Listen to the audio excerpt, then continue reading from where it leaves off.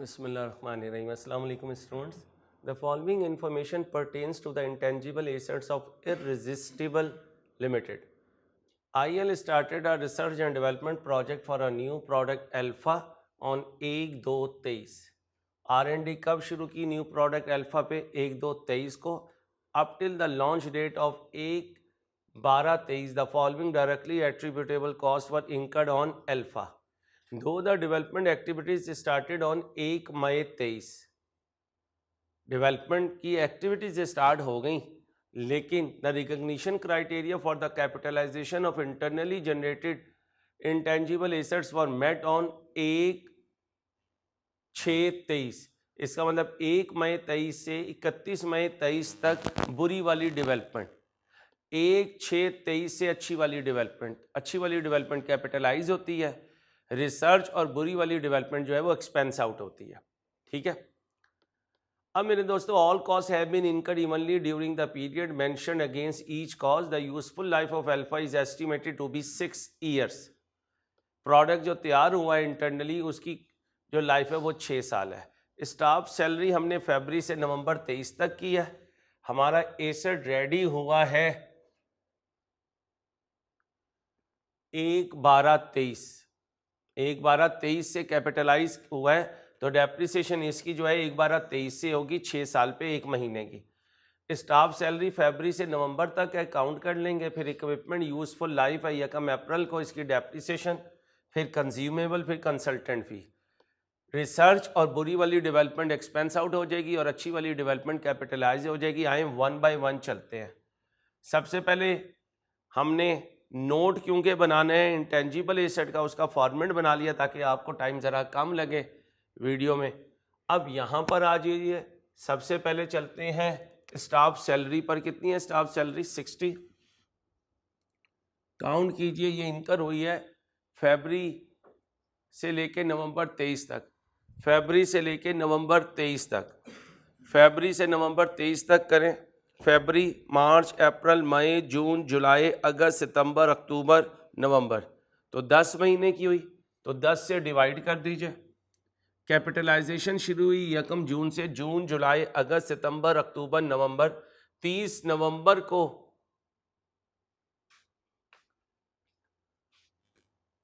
यकम दिसंबर को अवेलेबल हुआ, तो 30 नवंबर तक को कैपिटलाइज करेंगे. ये बने 6 महीने.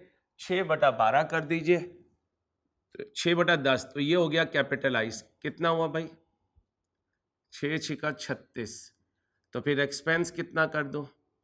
चाहिए नहीं नोट में एक्सपेंस, लेकिन वैसे ही बना रहा हूँ. 60 में से 36 गए तो 24. फिर डेप्रिसिएशन ऑफ इक्विपमेंट है. इक्विपमेंट की कॉस्ट मैंने बाय की है 120 से. आप साथ लेके करते ना, 120 से, और लाइफ है इसकी 5 साल. 120 कर दीजिए, डिवाइडेड बाय 5 कर दीजिए. ये बाय किया है मैंने 1 अप्रैल को. 1 अप्रैल से अप्रैल, मई, जून, जुलाई, अगस्त, सितंबर, अक्टूबर, नवंबर, 8 महीने हुए. तो 8/12 टोटल डेप्रिसिएशन हुई. देखें कितनी बनी? 8/12 से 16 बनी. ठीक है.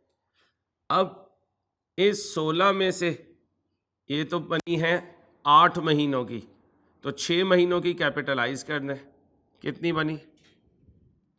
16 में से 6 महीने कैपिटलाइज कर दें, 12. तो 12 तो कैपिटलाइज हो गए. तो फिर ये अगर कैपिटलाइज हुए हैं, तो 16 में से 12 कैपिटलाइज हुए, तो डेप्रिसिएशन 4 की जो है ये एक्सपेंस आउट हो गई. कंज्यूमेबल्स पर आ जाए. कंज्यूमेबल्स आपके बेटा है 70 फरवरी से नवंबर. ये वही 10 महीने बने. 70 डिवाइडेड बाय 10 कर दीजिए, ज़रब 6 कर दें, ये कैपिटलाइज बन जाएगा. 7×6 = 42, ये कैपिटलाइज हो गया. 42 कैपिटलाइज हो गया. 70 में से 42 गए, बाकी हैं 28, ये एक्सपेंस आउट हो गया. कंसल्टेंट फी कितनी है? कंसल्टेंट फी है 28 की. 28 डिवाइडेड बाय मई से नवंबर, मई जून जुलाई अगस्त सितंबर अक्टूबर नवंबर, डिवाइडेड बाय 7 कर दें, 6 से मल्टीप्लाई कर दें, 6 4 6 24, ये कैपिटलाइज कर दें, 28 में से 24 गए तो बाकी बचे 4, ये एक्सपेंस आउट कर दें। अब इसकी कॉस्ट निकाल लें, स्टाफ सैलरी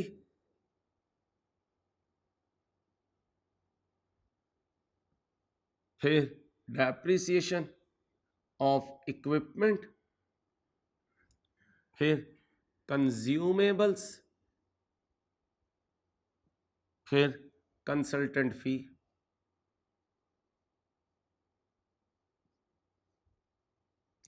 स्टाफ सैलरी आपकी 36 की है, डेप्रिसिएशन आपकी 12 की है, कंज्यूमेबल आपके 42 हैं, कंसल्टेंट फी आपकी 24 है। जमा कर दें 24 12 42 24, 36 12 42 24, 114 हो गए। 114 से कैपिटलाइज कर देंगे, आ जाए जी, 114 हो गए। अब इस 114 की डेप्रिसिएशन लेनी है, अमोर्टाइजेशन 114 डिवाइडेड बाय, अब क्या कह रहा है, यूजफुल लाइफ 6 साल है तो 6 से डिवाइड कर दें। अवेलेबल फॉर यूज हुआ 1 दिसंबर को तो 1/12 कर दें। डेप्रिसिएशन आ जाएगी आपकी, डेप्रिसिएशन आ गई आपकी, बनाएं कितनी आई डेप्रिसिएशन, 1.5833 हो गया, 1.5833।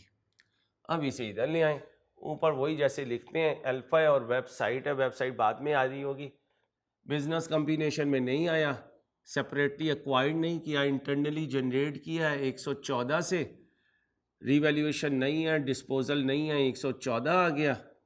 अकुमुलेटेड इम्पेयर अमोर्टाइजेशन नहीं है क्योंकि अभी स्टार्ट हुआ है, 0 था, अमोर्टाइजेशन 1.5833 की आई है, डिस्पोजल नहीं है, ट्रांसफ़र नहीं है, 1.5833 हो गया, माइनस कर दें, ये बना 100 अच्छा अकुमुलेटेड इम्पेयरमेंट लॉस फॉर्मेट बना हुआ था, लिख दिया लेकिन है कुछ नहीं, 0 आ गया। 114 में से ये माइनस करें, 112.4167 आ गया कैरिंग अमाउंट, 112.4167 कैरिंग अमाउंट आ गई किसकी, अल्फा की, 112.4167। अब आए वेबसाइट पे, 1 जुलाई 23 आधा साल गुजर चुका है, IL launch its new website for online sale of its products, अपनी इंटरनली जनरेटेड नहीं, सिर्फ अभी लॉन्च किए new website, the website was developed internally बनाई है and met the criteria for recognition as an intangible asset, website ने intangible asset का criteria भी मीट कर लिया। Directly attributable cost incurred for the website are as follow, बिल्कुल class में करवाया हुआ है। Acquiring of web server, web server जो है ये IS 16 में जाएगा, PP में और डेप्रीशिएट होगा। Capturing digital photographs of the products, जितने फोटोग्राफ्स होते हैं ये आपका सेलिंग एंड डिस्ट्रीब्यूशन एक्सपेंस होगा, ये कैपिटलाइज नहीं होगा। कंडक्टिंग फिजिबिलिटी, फिजिबिलिटी कभी कैपिटलाइज नहीं होती, R&D है जिसे प्लानिंग स्टेज कहते हैं। Creating and uploading new content on the website, content writing या कंटेंट राइटिंग पे जो खर्चा है ये कैपिटलाइज होता है वेबसाइट की कॉस्ट में। Developing code and installing development applications of the web server, developing code कर रहे हैं, कोड जितने भी आप बनाते हैं, जब मैंने वेबसाइट की कैलकुलेशन आपको करवाई थी तो जितनी कोडिंग कॉस्ट होती है वो वेबसाइट की कॉस्ट में ऐड होती है, तो ये भी ऐड होगी। डेवलपिंग, इसके बाद प्रोवाइडिंग एडिशनल डिस्काउंट हो रहे हैं तो ये तो सेल में से लेस होगा। Registering of domain names, domain names की रजिस्ट्रेशन जो है ये एसेट की कॉस्ट में ऐड होती है। तो फिर आपके पास आ रहा है 1, आपके पास आ रहा है कोडिंग 2, आपके पास आ रही है 3 आइटम, 13 8 और 3। वेबसाइट की कॉस्ट में कितनी आइटम आ रही है, 3, 13 8 और 3। तो बनाएं जी, कॉस्ट, वेबसाइट की कॉस्ट पहली आइटम क्या है, कंटेंट, मैं शॉर्ट लिख रहा हूँ, आप पूरा लिख लेना। फिर कोडिंग है, और लास्ट क्या थी आपकी, डोमेन नेम्स हैं। इन तीनों को करते हैं। कंटेंट के सामने कितनी फिगर आ रही है वो बकर ज़रा बताएंगे, उधर कोने में कंटेंट राइटिंग के सामने, या रहने दें, चलें आप अपना काम करें, मैं खुद ही कर लेता हूँ। 13 है। कोडिंग की कॉस्ट आपकी 8 की आ रही है। डोमेन नेम की रजिस्ट्रेशन 3 की हो रही है। ये सारा पढ़ा चुका हूँ स्टैंडर्ड। 13 और 8 21 और 3 24 पे बात चली गई। तो फिर इसका मतलब है आपने वेबसाइट कितने की डेवलप की है, 24 की। आ जाए भाई, वेबसाइट ओपनिंग बैलेंस में नहीं थी, वेबसाइट आपने बिजनेस कॉम्बिनेशन से भी नहीं ली, ओपनिंग बैलेंस नहीं, बिजनेस कॉम्बिनेशन नहीं, सेपरेटली एक्वायर्ड नहीं, इंटरनली जनरेटेड 24, रिवैल्यूएशन नहीं है, ट्रांसफर नहीं है, रिवैल्यूएशन नहीं है, डिस्पोजल नहीं है, ये 24 आ गया। पहले नहीं थी इसलिए अकोमुलेटेड अमोर्टाइजेशन नहीं है। अब ड्यूरिंग द पीरियड देखते हैं वेबसाइट को कितना हमने अमोर्टाइज करना है। अब क्या कह रहा है,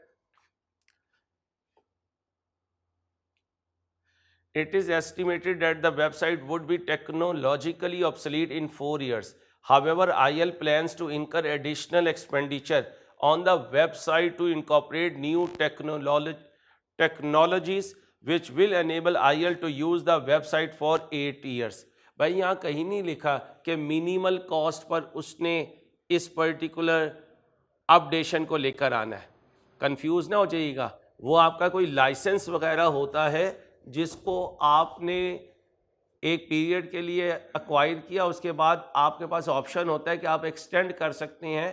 तो फिर आप जो एक्सटेंडेबल पीरियड होता है, अगर मिनिमल कॉस्ट पे हो तो आप उसको ज़्यादा पीरियड के लिए अमोर्टाइज कर देते हैं। यहाँ ऐसा कोई लाइसेंस नहीं है, आप कोई प्लान बना रहे हैं कि बाद में अपडेशन करेंगे, और प्लान जो है वो आपकी कैलकुलेशन का कभी पार्ट नहीं बनता। जान के ऐसे खेला है कि आप वो रटा लगाया वो कहीं एक्सटेंडेबल पीरियड का, और यहाँ गलती कर लें। यहाँ किसी के साथ लाइसेंस नहीं है, आपकी अपनी इंटरनली जनरेटेड वेबसाइट है। तो इस 8 का आपके सोल्यूशन से कोई ताल्लुक नहीं है, आप 4 साल पे इसे अमोर्टाइज करेंगे। 24 ले लीजिए, 4 ले लीजिए। अब बताएं जी अवेलेबल फॉर यूज़ कब हुआ,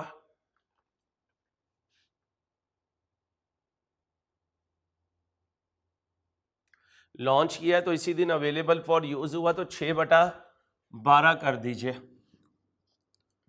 देखिए जनाब कितनी डेप्रिसिएशन आई आपकी, 3 आ गई, 6 और फिर 3।